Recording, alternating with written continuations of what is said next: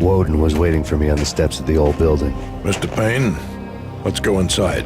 The others are anxious to begin. The others? Despite the general misconception, this building actually predates the City Hall by 2 years, thus being the oldest municipal building still in use here at the foot of the Brooklyn Bridge. No kidding. The old man played tour guide as he led me through a dark, domed hall. The answers I was after loomed large ahead. Mr. Payne, I would like to introduce you to my colleagues in what we call the Inner Circle. You've been watching too much X-Files. You have seen the files on Project Valhalla.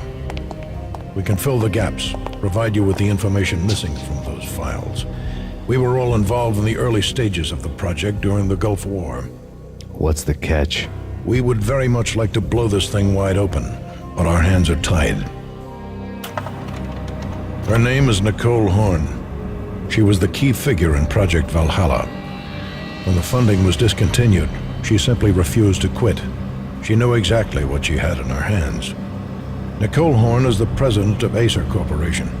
She has more than half the city in her pocket. This must be kept under wraps. If you try to go public with this, we will deny any knowledge. We need you to take her out. Afterwards, we can protect you. Make all the charges go away. That was the cue for the killer suits to kick in the doors and swarm inside.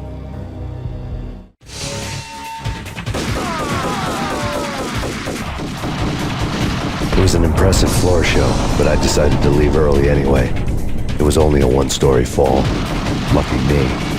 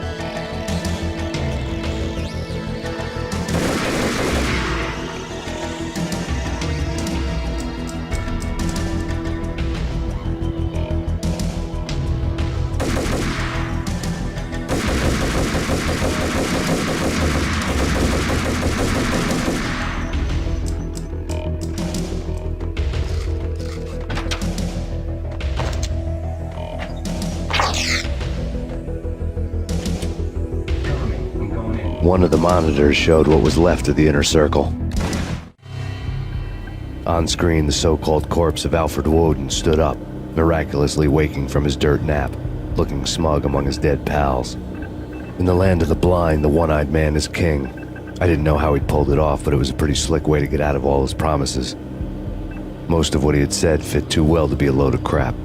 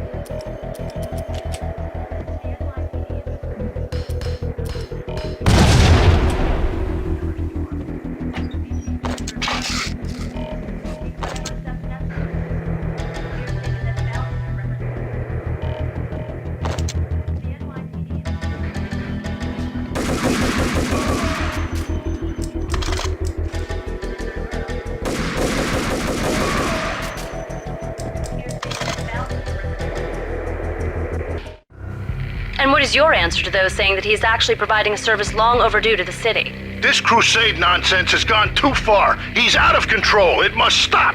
He will be stopped. That was Deputy Chief Jim Bravura from the New York City Police Department.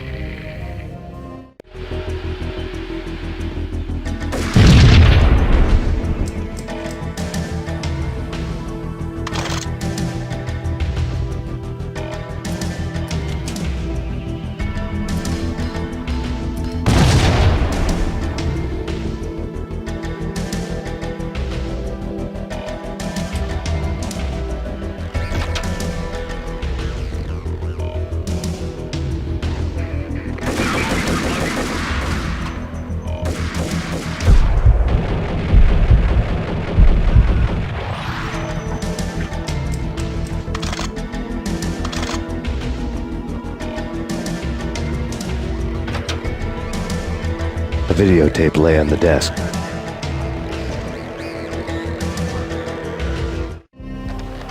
Nicole Horn had blackmailed the inner circle into silence. The tape came with a curt extortion note on a piece of expensive paper. I remembered Candy Dawn taping her clients in action on the side, selling the tapes to the highest bidder. I was sure that kinky sex was nowhere near Alfred Woden's worst sin, but I had a feeling that when this was over, any collateral would come in handy.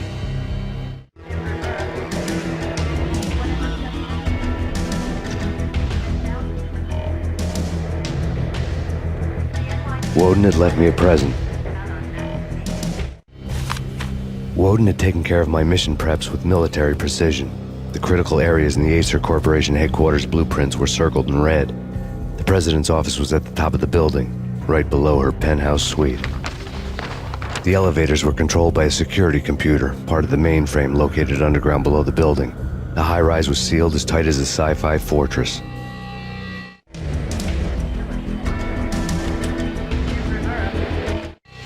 Nothing seems to stop Acer Corporation's phenomenal victory march. Incredibly, the stocks are still rocketing. Worried experts already see a danger in the company's success. Some have gone as far as to say that Acer Corporation is about to become an even bigger monopoly than Microsoft ever was.